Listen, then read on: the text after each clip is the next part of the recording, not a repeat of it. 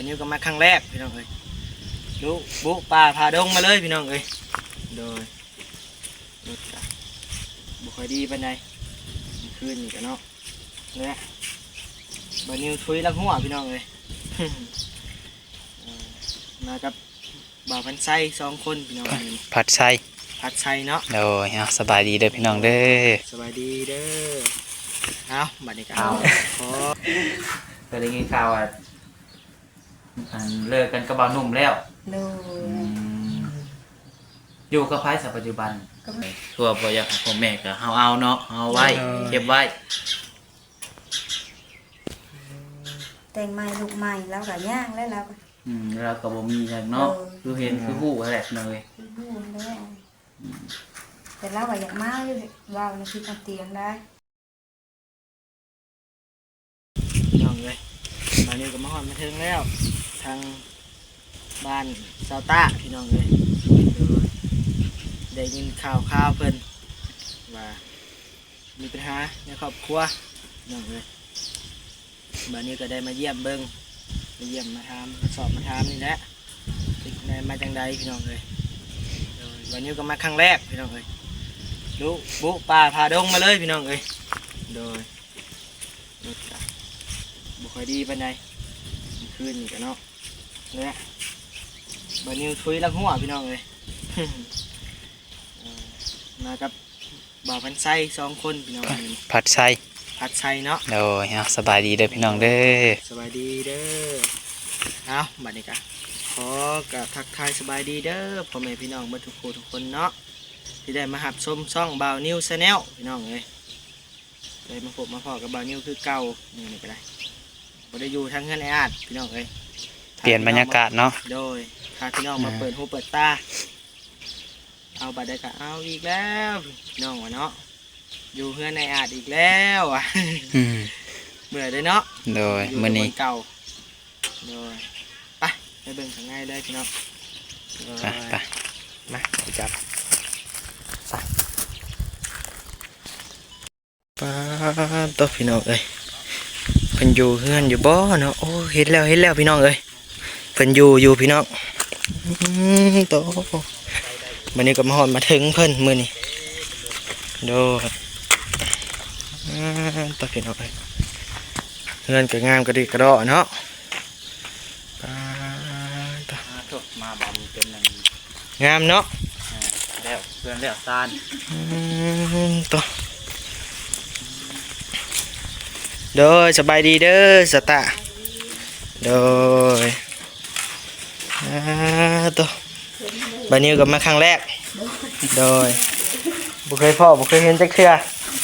เห็นแต่ในคลิปเพิ่นโดยตัวเงินก็งามเนาะเย็นอยู่พี่น้องเอ้ยอยู่แถวนี้ตัวบานิวก็ได้ของผากพี่น้องเอ้ย เพื่อนแล้วชื่อได้อยู่บ่ชื่อเขาได้อยู่ ของผากกาของน้องมันไส้กับเป็นนมของบานิวกับขนมคือเก้าพี่น้องเอ้ยขนมดังจากเซโน ชื่อได้ชื่อขอชื่อนะ ชื่อแต่หน้า โดย กี่ตัวกันเลยเนาะ เอาเป็นหยังเนาะ เด้อ ชื่อแต่หน้า เอาว่าน้องบ่ใช่กับ ของน้องมันไส้เด้อกับของบานิวคนละอัน บ่ได้มาแต่โดนๆแล้วเนาะตั้งแต่เริ่มตั้งเสา เด้อ เป็นเดือนแล้วจนได้ขึ้นอยู่พอดีว่ามาแต่วัดนั่นเดี๋ยวเคยมาแวะดินน้ำมาขายมา วัดมหาโชคเด้อ แค่ได้สบายดี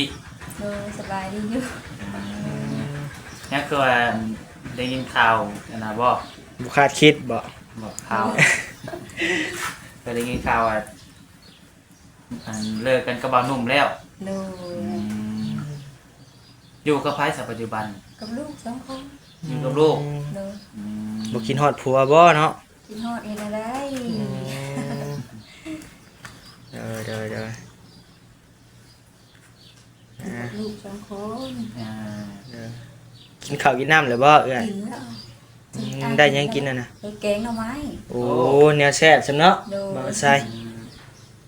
ต้องหากินยากขนาดแถวบ้านเฮาพี่น้องเอ้ย แกงหน่อไม้หน่อไม้แกง คนก็คือสิเห็นแล้วแหละเนาะมันในคลิปหลายๆคนเนาะเมื่อวานซื่อนี่คือว่าไอ้เตียงเขามาเยี่ยมบ่ แม่ เออบุญก็มาบ่ โดยไปบุญมาเมื่อวาน มื้อนี้มีคนมาหาแล้วมื้อนี้ โดย ยังบ่มีเลย โดย อืมลูกรักบ่ลูก โดย จัก เพิ่นน้อง เงียบเงาเนาะพี่น้องบ้านนี้ก็ได้ โดย สามีบ่อยู่พี่น้องเอ้ย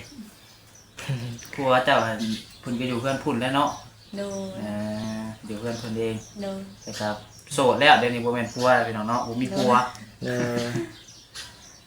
เอาไปสนใจก็ติดต่อมาเด้อพี่น้องเอ้ย ผัวจังซั่น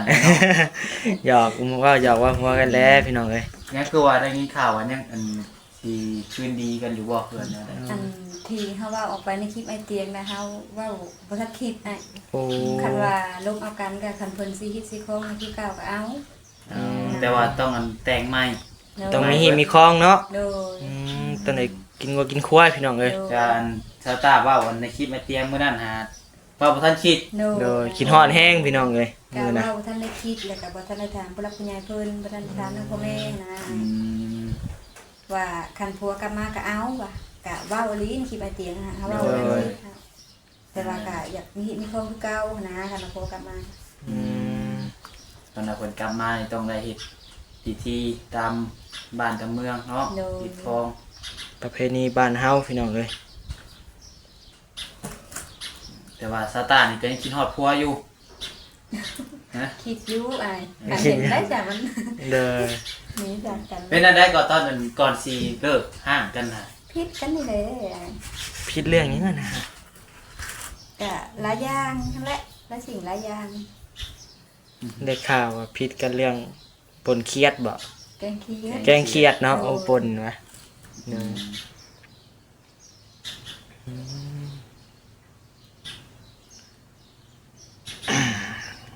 เป็นจังได๋จังมาผิดเรื่องแกงเครียด เฮาบ่เรากินข้าว โอ้ ได้แล้วหลายๆเท่านี้ เด้อเดี๋ยวจะหนี้บ่วะนี่ โดย โอ้ อีกอย่างคือข่าวเนาะ โดย เออ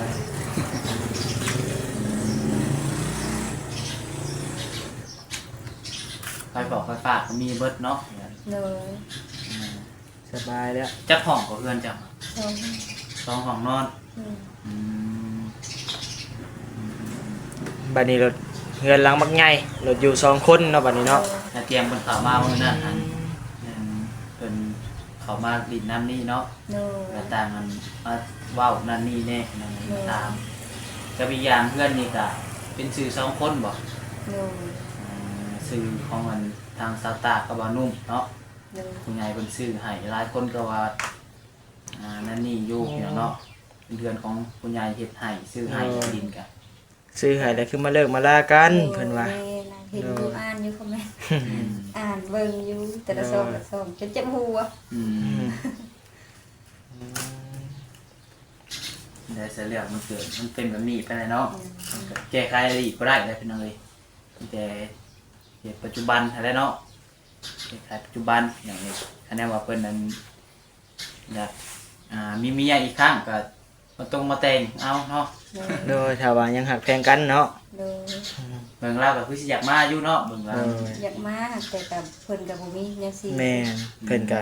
มาเฮ็ดใหม่กับเพิ่นเนาะ สมมุติว่าอันมาแต่งใหม่นี่มีหยังแน่แต่งใหม่ เพิ่นว่างูว่าหมู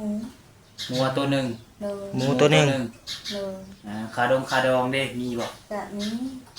มีขะดองใหม่อีก โดย อืม คันแบบนั้นแหละเรากับไปแต่งเข้ามาดีกว่าเนาะ จากแลเนาะเราหักแพงเจ้าบางเทื่อเรามาก็มี เราก็บ่แต่งเลยผู้เก่าเราก็บ่มี คำมีสังกะมีบ่ โดย มีคำพ่อ มี ข้ามอีก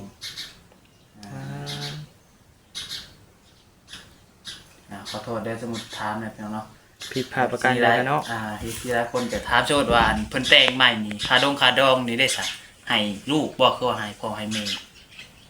ก็สมมุติว่าเรากลับมาอีกเนาะ แม่น โดย ก็เฮาแลได้ อืม ถ้าก็แท้จริงน่ะก็ต้องให้พ่อแม่ อืม เลยแต่ว่าคะแนนมันเพิ่นกลับคืนมากก็สมมุติว่าแต่งคาดองไปสังกัด เจ้าได้ โดย เออ แต่ว่าความจริงมันก็ต้องหาพ่อแม่นะ คือว่า ทำมาให้ผิดหา โดยคือว่าบ่อยากให้พ่อแม่ก็เฮาเอาเนาะเอาไว้เก็บไว้ แต่งใหม่ลูกใหม่แล้วก็ย่างแล้วเราก็ แล้วก็บ่มีหยังเนาะคือเห็นคือฮู้แหละเลย พูดแล้วแต่เราก็อยากมาอยู่ว่าวในคิดเอาเตียงได้ ตั้งแต่มื้อเลิกกันกับถ้าบ่ได้มาพี่เลยบ่ บ่ ยันว่าลอยมาเนาะ เลยมาบ่ได้ได้บ่ตุบีเอ้ย บ่ได้มาแต่บัดนี้เท่าเมื่อวานนี่แบบอาเตียงเขาไปถ่ายเราแล้วแบบว่าอาเตียงถามเนาะกันสมมุติว่าเรามีเฮาลูกเฮาเต้าเราจะไปเอามาลิ้นน้ำได้บ่เฮาหรือตอบเราบ่ได้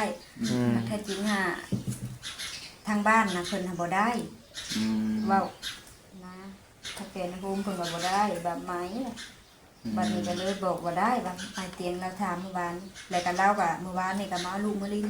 หาบ่แม่นเรามาเองนะแบบให้คนอื่นมาเอาอีก โดย เรามาเองอีกนะที่ดีนะ คือความหมายนี่สมมุติว่าทางบ่นุ่มเพิ่นอยากเอาลูกเมื่อหลีดเมื่อ หัวก็ได้เนาะ อยู่พุ่นก็ได้อยู่แต่ว่าต้องให้คนอื่นมาเอา โดย คะแนนว่าบ่นุ่มมาเองนี่อันเพิ่นสิไหม โดย โอ้แซ่บพี่น้องเอ้ยแต่เมื่อวานนี้เราก็อันมาเอาลูกมาลินน้ำ โดย แต่ว่าบ่แม่นเดิน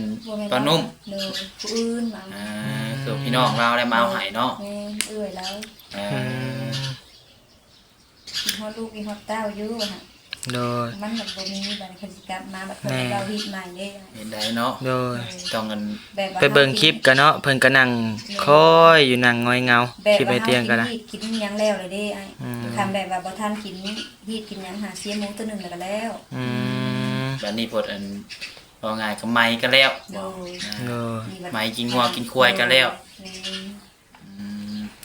เราในทางยันในทางตาบ่เห็นนะเนาะเขาก็บ่เห็นว่าลบหลู่นั่นนี่ดอกพี่น้องเอ้ย มันสิบ่คือแบบทั้งอื่นได้แบบเห็นมันคอมเมนต์นะคะว่าว่ากลับมากันก็บ่ต้องเสียหยังก็ได้หรือมันแบบโดยง่ายนะ โดยฮีไผฮีมันเนาะ มีไปอีกนั้น คนละบ้านละเมืองเนาะแต่ละบ้านบ่คือกันได้พี่น้องเอ้ย โดย คือบ้านน้องวัดไซกับ บ่ได้มีหยังหลายเนาะ โดย แต่อันนี้ เฮาบัดอยู่ในบ้านในเมือง โดย หน่อยผิดมานั่นนี่คือว่าแหละพี่น้องเอ้ยทางตาบ่เห็นแน่เฮาก็เวกลบหลู่ โดย มา ว่าเขาเอาน้ำมาให้กินก็ได้ ได้แล้วได้แล้วกินมาแล้ว ขอบใจหลายๆโอ้ย น้ำเย็นอยู่ไหน โดยได้แล้วกินมาแล้ว โดย แล้วก็เนาะ อัน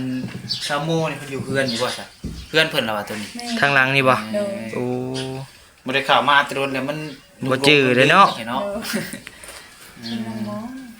น้องเพื่อนน้องปลาให้ได้ซะ แล้วน้ำปลาก็อยู่หม้องเก่าเด้ เราอันอยู่บ่ โดย น้องปลาไผเนาะก็ยัง นิ้ว บ่ฮู้ ฮู้ ซำ ได้ ได้ นิ้ว เจ้าบ่เคยมา ทางแกเฮ็ด YouTube ใหม่ โดยหาแต่เฮ็ดได้4มื้อเลย เป็นปีแล้วเนาะ ช่อง YouTube ใหม่ โดย ฝาก FC ติดตามใหม่หั่นแหละ ทางอยู่2คนกับลูกก็แล้วเนาะ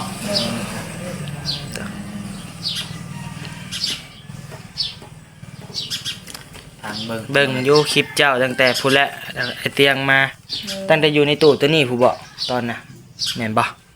ยู่ตะกี้เขาอยู่ทุ่งนา บ่อันก่อนสิเฮ็ดเฮือนนี่ขึ้นมานะ ซื้อดินให้ โดยอยู่ในแถวนี้แหละพี่น้องเอ้ย หมอต้นกล้วยพุ่นติ แม่นมองแล้ว พี่น้องเอ้ยเปลี่ยนแปลงไปหลายเติบเนาะยังบ่ฮอดปีซั่นพี่จัก ยังบ่ ยังเฮ็ดเฮือนยังบ่ฮอดซักได้เฮือนงามหรือได้ปะกันซ้ำเนาะพี่น้องเอ้ย ไม่ได้อยู่นำกันซ้ำ แต่ว่ายังให้มันเกิดต้องให้ได้ค่ามัน โดยฮอดมือฮอดเว้นมันเลยเนาะ ค่ามันสิเป็น ต่อ เนาะมีบุญวาสนา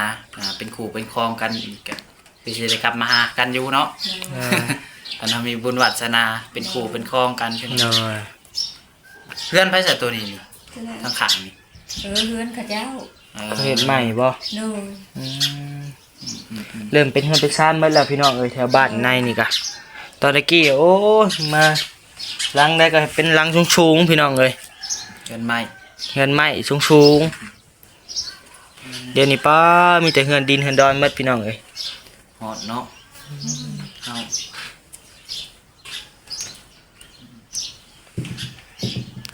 ฮ้อนตอนย่างเข้ามาเย็นมานั่งไปนั่งมาแล้วฮ้อนพี่น้องเอ้ยแดดเริ่มมา แห้ง โอ้ยตัวซีมึงดูขนมดังมาจากเซโนกูได้อฮะแกซีให้เบิ่งแหน่รีวิวให้เบิ่งแหน่ขนมแม่บ่นิ้วเองได้โดย นมก็ข่อยได้ผลิตเอง นมกะ เด้อผลิตเองนมก็ ขนมดังจากเซโนพี่น้องเอ้ย ไม่ว่าหยอกว่าว่าสิเด้ จักดังบ่ดังเลยเนาะบ่นิ้วเว้าเองพี่น้องเอ้ย เปิดใส่ตู้ก่อนว่า เด้อ แล้วเป็นตาแซ่บขนม ตาแซ่บอยู่บ่ โดย ขนมไข่เต่ากับขนมโดนัทเนาะพี่น้องเอ้ยดอกใบลูกกิน นักปีละลูกจะหาสตา มา ร์ กับปีป่าย อ๋อปีปลาย โดย มันบ่อยากกรอบเลยเนาะมันอยู่ในรถมันร้อน โดยห้อง มันอ้าวรถจากแดดพี่น้องเอ้ย ปลายชื่อหยังก่อนชื่อลูกเจ้า ต้อง คือต้นกล้า ต้นกล้า โดย เพราะว่าช่วงนั้นน้องไซมากับผู้ที่เพิ่นกำลังสิเกิดตอนนั้นเนาะตอนมาแต่ก็บ่ได้มาเลยพี่น้องดิ ก็จะมาแต่ยังบ่ได้เกิดพุ แม่น ป้าจะย่างได้เลยบ่เดี๋ยวนี้ เริ่มย่างแล้ว อืม เริ่มลงเตะลงปะแล้ว โดยแซ่บอยู่บ่ขนม โดย ป้า แซ่บอยู่อ่ะ โดย บ่แซ่บก็เตือนเชื่อเนาะได้บ่ เออ เจอแล้วบอกว่าแซ่บเพิ่นเอาเมื่อคื บ่ น จริง บ่ เล เอย ง ว่า เนาะ บ่ได้บ่คือว่า มันแซ่บกับว่าแซ่บเอา โอ้ขอยเครียดได้เนาะขอยบ่มาหาเลยได้ พอเหลือกคือ ขอยมาแต่บ่ไกลๆนึง แซ่บอยู่อ่ะ โดยก็ขนมแม่บานิวก็เริ่มดังแล้วพี่น้องไงไปเกับมาทุกบ้านแล้ว โดย อืม เห็นว่าเรากลับมาก็พร้อมเอาเนาะ โดย ยังหมักยังหักกันอยู่พี่น้อง โด เอ้ย ย แต่ว่าผิดพลาดหน่อยนึงต่างคนก็ต่างยังหักกันอยู่นะ โดย แต่ว่ามันอะไร แต่ว่าเราว่าอยากกลับมาหักแต่ยังบ่มีอันเสียอ่ะ โดยยังบ่มี แต่ว่าโทรหลินนำกันอยู่บ่ซะ บ่ บ่ได้โทรเลยก็จะโทรหลินรวมกันคือผู้บ่าวผู้สาวนี่ บ่เลยโทรถ้ามึงไอเตียงแล้วโทรให้มือเด้ เออ นุ่มเด้ โดย โดยกันจ้อยๆเลยเนาะ จันว่าโทรรวมกันใหม่ เนาะ รวมกันใหม่คือเหมือนแบบผู้บ่าวผู้สาว เจ้าเห็นยังเฮ้ยเพิ่นว่าเนาะกินข้าวแล้วบ่อืม เห็นเราโทรถามมื้อนั้นแล้วว่าปัญหานำกันแล้วขอยสิกลับมื้อแล้ว อืม ถามแล้วที่กับไอเตียงมื้อนั้นเราโทรมานะ มาอยู่นำกันก่อนเลยหาได้แต่งใหม่บอกก่อนเนี่ย โดยหาเสียงกันหั่นนะ หาไปนำกันมาอยู่มาหาไปนำกันพี่น้องเอ้ย แล้วเฮาแบบบ่อยากหาบัดนี้เพราะว่ากินก็กินของเฮาเอง อืม นะมันก็เสียเปรียบเฮา เออ หนึงมามันเป็นผู้หญิงน่ะกินก็กินของเองแล้วหั่นนะ อืม โอ้คะแนนวันบรรนุ่มหาเราเลยวันอยากให้มาหาซอยกันไปแต่งกันใหม่ โดย จะสตาร์เลยบ่อยากวันนั้น โดย กินเปียก โดยเสียเปรียบเลย เสียเปียกกินเปียกจะโพด อืมอย่างนั้นเนาะ หนึงมาก็เฮากินของเฮาเองเด้ล่ะ เออ คะแนนว่าเราหามาเองแหละมาแต่งใหม่สิแต่ง พอเมาเนาะ คะแนนมันหาผมนำกันแหละบ่แต่ง โดย โอ้ แต่ยาแต่พ้นกับยาล่ะ อืม ทางนั้นเราก็บ่มี อืม กันหากันแหละแล้วมา อืม เฮาแบบบ่หาบ่ เรากับบ่มีเงินบ่มีคำเนาะพี่น้องเนาะสิได้ กระทุ้มื้อนี้เงินทำให้หายากจนจะไปหาใส่แลเนาะคืออยู่บ้านเฮานี่ก็เว้าตามตรงเลยพี่น้องบ่พอสิได้ โดย พอสิได้เก็บได้กินอยู่ดอกมื้อ พอ ต่อ ได้ มื้ กินอยู่ 4-50มื้อละแสนน่ะพอได้แสดงว่าเฮาลูก โดย แสดงว่าเฮานั่นน่ะแล้วว่าหาพอแบบสิได้เก็บนั่นนี่โอ้ยากพี่น้องเอ้ยทุกมื้อนี้ยังหาเงินยากกว่าให้เว้า เดี๋ยวแรกไปหาเหตุงานอยู่ไทยอยู่เนาะคะแนนว่าตั้งใจดี เดินหา อันนั้นตั้งใจ ไปหาในเมืองกันเขาตั้งใจก็ได้ โดย กันเขาไปแบบตั้งใจก็ได้ โดยต้องดูเก็บดูหมันนั่นแหละไปอยู่บ้านเพิ่น ไป นะ บุรินบุกินคะแนนว่าอยากกันหาเงินแต่งเมียใหม่ดีเนาะ แต่อดอีได้ไปเห็นงานกัน โดยเขาวก็กินมื้อละ30 บาท50 บาทเนาะ เขาไปเห็ดตะกี้กินมื้อละ2 ข้าว อืมเจ้าก็เคยไปบ่ ใช้ไป อ๋อตัว กิ พี่ น น้องเอ้ย ตอนเช้าก็แล้วแต่เขาเที่ยงบ่ได้กิน เขาแรงเลย เดี๋ยว อ๋อตัวกระเพาะจะอยู่ได้เนาะ พี่น้องเนาะหาติดตามเบิ่งไปนำกันเนาะว่าสิเป็นอะไรต่อเรื่อง โด นี้ ย สำนังเรื่องหนึงพี่น้องเนาะ เดี๋ยว เอามาใส่กระเบิ่งอยู่ได้พี่น้อง เห็น เอ้ย เขาบอก เดี๋ยว อ่านคอมเมนต์เลย อ่า อืมนางสั่นก็ยังกลัวเนาะ เอามาสำนังเรื่องหนึงได้นี่เนาะ โด ตั้ง ย แต่ แรกๆตั้งแต่ไปขุดพรมโดย ขุดพด เขาเลยแซมละคร อ่า เอ้าเลิกลากันเฮิงเลยบ่กับผัวเจ้า บ่หาก็แบบทอดแล้วประมาณผิดป่านี่แหละ โอ้ให้ได้ทิศปลายนึง โดย โอ้ ข้าว เดี๋ยว ข้าวมันไม่เราโพดเนาะ โดย คันนั้นข้าวไม่กินงัวแล้วก็จะว่าได้มาอยู่นํกันคือเก่าแล้วบ่ยัก อืม คันดาหมูดำโตนี่เราคือสิเสียได้อยู่ล่ะ โอ้ เนาะ เรามาเลย โดย ปลดเกือบแลนมาเลยเอ้ยยานเบิ่ง เขาก็กินงัวก่อนเลยเด้ อืม แต่มันยากบัด โดยต่อ เอามีแต่ว่าจังซั่นแหละพี่น้องเนาะ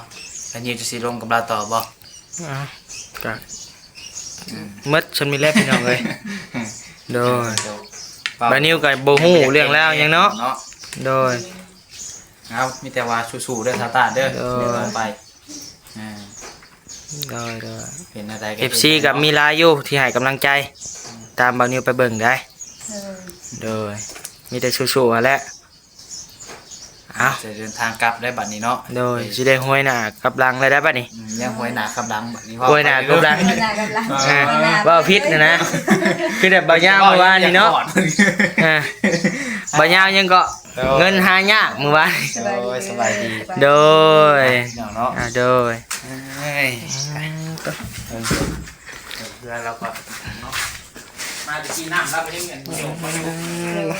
บัดนี้ได้เอาเลยเนาะ ก่อนนะครับ ตัวสวนอ้อยนะทางหลังเนาะเอ้ยเนาะโดยผู้ตัวบัตรขายนี่สิบ่รวยเลยบ่เนาะเจ้าของที่นี่เนาะพี่น้องเอ้ยตัวเอาบัดนิวกะสิได้ขอลากลับบ้านเด้อพี่น้องเอ้ยผู้แหละยังไปกลับดอกยันได้ไปแวะเบิ่งสาวแต้วพี่น้องเอ้ยบาทนี่โดยฝากติดตามหน่อยเด้อพี่น้องเอ้ยเอาบัดนี้ก็สิขอตัวลำตัวลาเลยเด้อพี่น้องไอ้บาทนี่หัวหน้ากลับหลังเฮ้ยแม่นบ่ถึกแล้วเนาะอวยหน้ากลับหลัง โดยเอาบัดนี้ก็ขอกลับสบายดีและสวัสดีเด้อหมดทุกคู่ทุกคนเนาะบาทนี่บัดนี้ก็ขอลากลับก่อนบาทนี่เด้อขอบใจผู้ใหญ่ใจดีที่เข้ามาติดตามช่องบ่าวนิวชาแนลเด้อพี่น้องเอ้ยบ่าวนิวก็ยังว่าบ่อยากเก่งปานใดพี่น้องเอ้ยเดี๋ยวขอบใจและกราบสวัสดีเมื่อทุกคนบ้านนี้ขอลากันเด้อบ๊ายบาย